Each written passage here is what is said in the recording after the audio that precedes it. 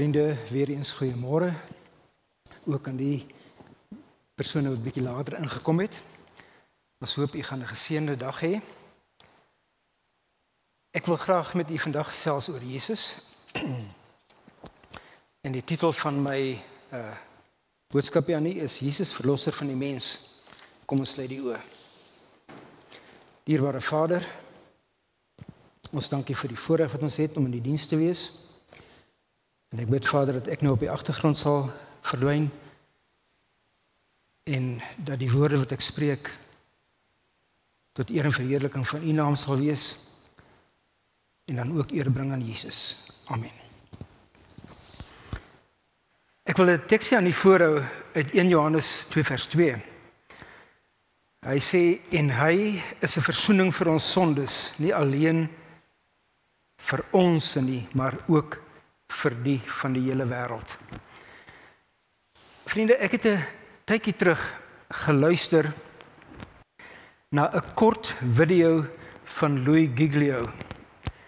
Nou, Louis Giglio is nie 'n adventis nie, maar sommige van u mag hom dalk onthou vir 'n hele klompie jare terug het hy 2 wonderlike video's gemaak, How Great Is Our God en ook dan Incredible Universe.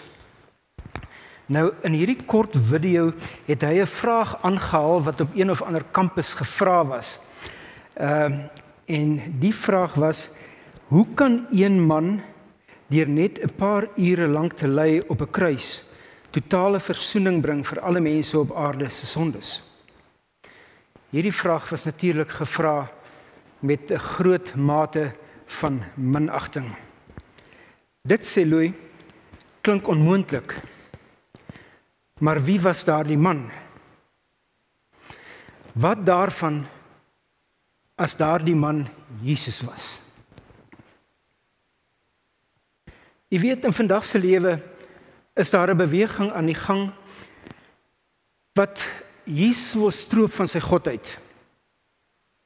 Hulle wil van hom 'n doodgewone mens maak en bo-op dit wil hulle God oorbodig maak in die heelal, omdat alles dan nou maar iewers in die verlede toevallig gebeur het deur 'n Big Bang en dat alles maar net aangaan. Vir ons as kinders van God wat glo in die godheid en in sy woord en dat die God wat ons aanbid die enigste ware God is en wel die skeppergod, is dit onverstaanbaar dat mense sulke onbesonde dinge wil doen en met alle minagting van die enigste waaragtige en heilige God kan praat. Paulus het in sy tyd ook al probleme ondervind. In 1 Korintiërs 1 vers 21 tot 24 skryf hy vir ons, want aangesien in die wysheid van God die wêreld deur die wysheid God nie geken het nie, het dit God behaag om deur die dwaasheid van die prediking die wat glo te red.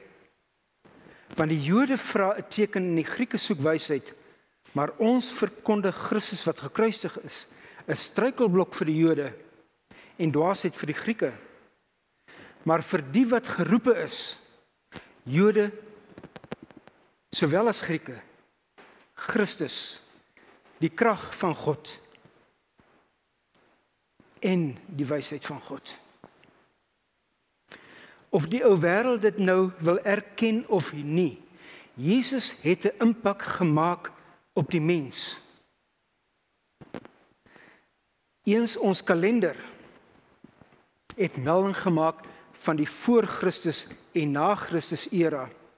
En alhoewel hulle dit vandag ander name gegee het om nie aanstoot te gee vir ongelowiges nie, verwys dit eintlik maar nog na dieselfde gebeurtenis, naamlik die geboorte van Jesus.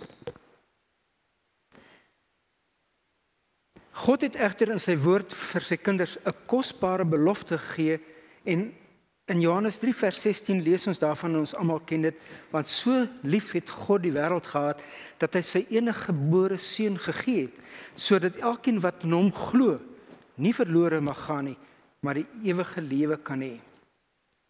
Miskien kan ons die diepte van hierdie belofte nie verstaan of eens bedink nie. Maar kom ons gesels 'n bietjie daaroor. Ons lees in Genesis 3 van die val van die mens en direk daarna lees ons van die verlossingsplan waar die saad van die vrou sal kom om die kop van die slang te vermorsel. En van daardie tyd af, terug daar in Genesis, was die gelowiges afwagtend op die koms van daardie saad, die Messias. En aangaande hier Messias lees ons in Jesaja 11 vers 2 tot 5. En op hom sal die gees van die Here rus, die gees van wysheid en verstand, die gees van raad en sterkte, die gees van kennis en die vrees van die Here. En hy het 'n welgevalle aan die vrees van die Here, en hy sal nie reg spreek na wat sy oë sien nie, en nie oordeel na wat sy ore hoor nie, maar aan die armes sal hy in geregtigheid reg doen, en die sagmoediges van die land met billikheid oordeel. Maar hy sal die aarde staan met die roede van sy mond, en met die asem van sy lippe die goddelose doodmaak, en geregtigheid sal die gordel van sy lende wees, en trou die gordel van sy heupe.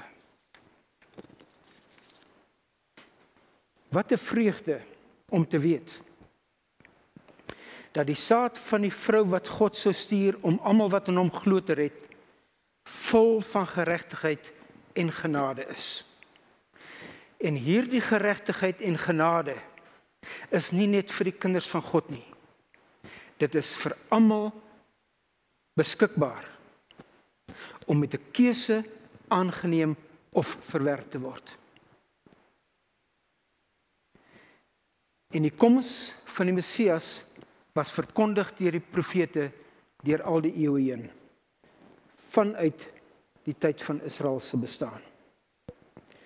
Dit was beskikbaar aan almal op aarde om gelees te word, nagespeur te word, om bepeins te word en om ondersoek te word om die betroubaarheid van hierdie profeseë vas te stel.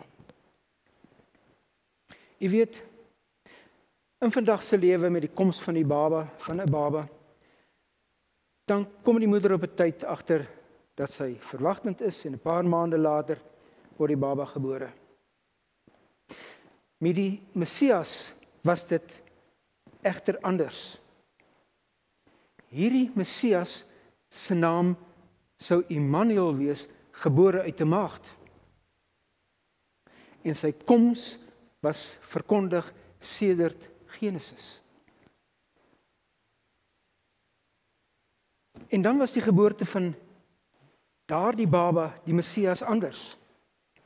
Vandag word die geboorte van 'n baba aangekondig deur die ouers en daar word geskenke gebring, klere, opgestopte speelgoed, doeke en wat mag pas by 'n babatjie. Met die geboorte van Jesus het die engele kore in die hemel gesing en sy koms aangekondig. Aan die getroues wat die koms van die Messias verwag het, is daar die koms aangekondig. 'n Engel het in die skaapwagters verskyn daar in die veld en die geboorte van die verlosser van die wêreld aangekondig. En vir hulle het die engel vertel dat hulle die kindjie in 'n krib sal vind, toegedraai in doeke. En skielik was daar 'n menigte engele wat eer aan God van die hemel gebring het. Hierdie herders het geglo. Hulle skape gelos en na Bethlehem gegaan en Maria en die baba gevind soos wat dit aan hulle vertel was. En hulle het God geprys daarvoor en hulle het dit vertel aan almal wie hulle teëgekom het en teruggekeer na hulle kuddes vol vreugde en dankbaarheid dat God hierdie wonderlike tyding aan hulle gebring het. Ook het daar wyse manne uit die ooste na Jerusalem gekom op soek na die koning van die Jode wat gebore is. Hierdie wyse manne het die Ou Testamentiese geskrifte bestudeer en sekerlik tot die gevolgtrekking gekom dat die geboorte van die Messias naby was. Die nag van die Messias geboorte het 'n vreemde lig verskyn wat 'n helder ster geword het. Hulle het die ster gevolg en na navraag het hulle in Bethlehem geland, die geboorteplek van Jesus, ons Messias en ons verlosser. Die woord getuig van Bethlehem op 'n besonderse manier. Micha 5 vers 1 sê vir ons, en jy Bethlehem Efrata, klein om te wees onder die geslagte van Juda, uit jou sal daar vir my uitgaan een wat 'n heerser in Israel sal wees, en sy uitgange is uit die voortyd, uit die dae van die ewigheid. Hierdie verlosser wat in Bethlehem gebore is, was nie 'n gewone baba nie. Terwyl Bethlehem 'n klein en onbenullige dorpie was in daardie tyd, sou daar 'n heerser uit hom voortkom, wie se uitgange uit die voortyd was. En hierdie vers het vir menigte 'n struikelblok geword, want Israel het wel die Messias verwag. Maar toe die Messias kom, toe Jesus op die toneel verskyn, het hy nie voldoen aan die standaarde wat hulle gestel het vir die Messias nie. Hulle het 'n vegter verwag om hulle te verlos van die Romeinse oorheersing. Maar God was nie bekommerd oor die Romeinse oorheersing oor Israel nie. Maar God se bekommernis oor Israel was dat Israel se hart ver weg was van hulle verbondsgod. Jeremia 2 vers 10 tot 13 sê vir ons, want gaan na die eiland van die Keteers en kyk, en stuur na Keder en gee daar goed ag op, en kyk of so iets gebeur het, of 'n nasie sy gode verruil wat nie eens gode is nie. Maar my volk het sy heerlikheid verruil vir wat geen voordeel bring nie. Verbaas julle hieroor, o hemele, en huiwer, verstyf heeltemal van skrik, spreek die Here. Want my volk het twee verkeerde dinge gedoen. My, die fontein van lewende water, het hulle verlaat om vir hulle reënbakke uit te kap, gebarste reënbakke wat geen water hou nie. Vriende, waar staan ons vandag?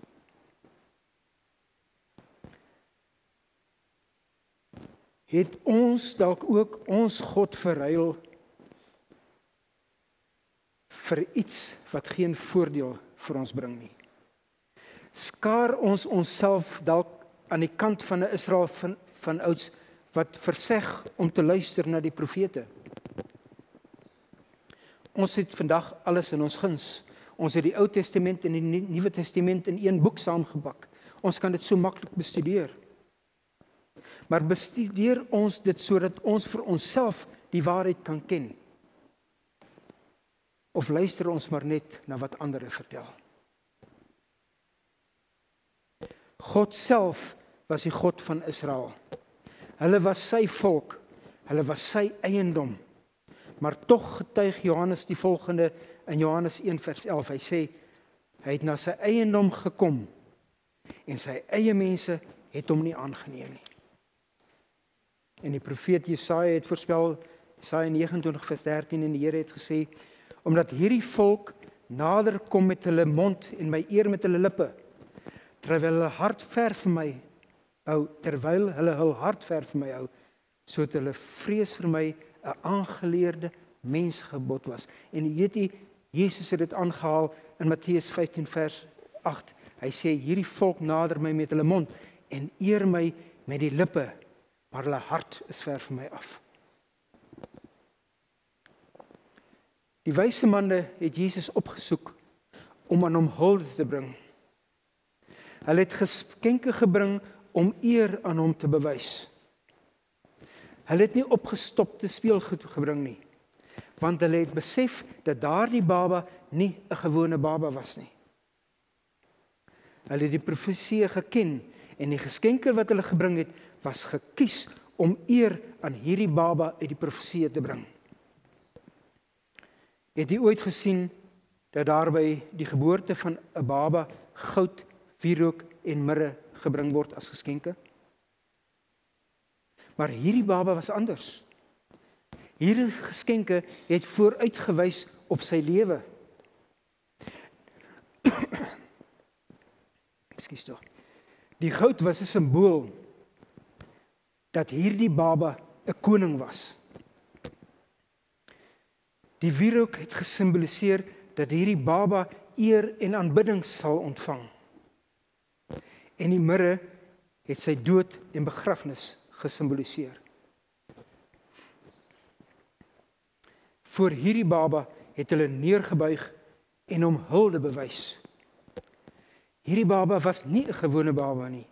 Hy was gestuur uit die hemel. Hierdie baba sou opgroei en verlosser van die wêreld wees. Meer nog, die koning van die heelal. Dit is hierdie koning wat die koning van ons harte moet wees. En wanneer hy die heerser van ons harte is, dan tree hy op om ons te verlos van alle oorheersing van die Satan. Dan is hy ons verlosser. Dit is van hierdie koning wat die Bybel skryf.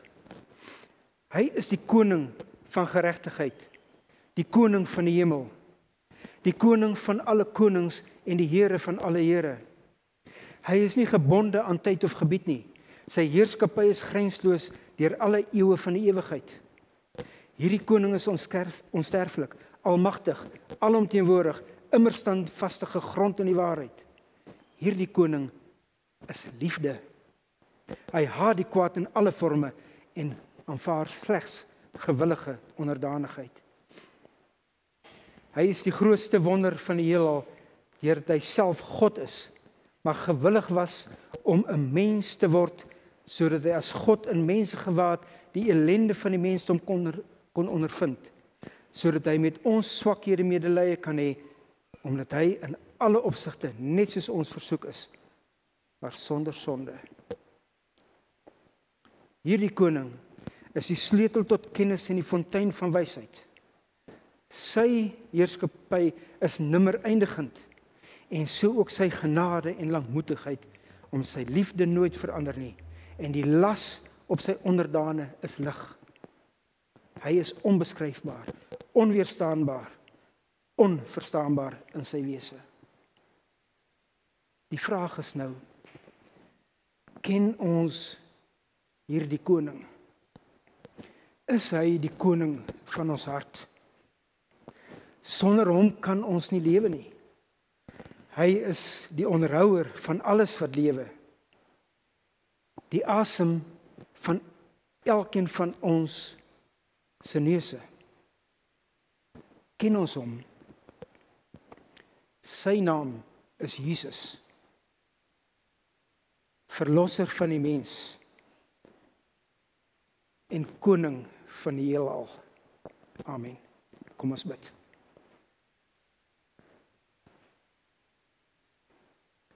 Dierbare Vader,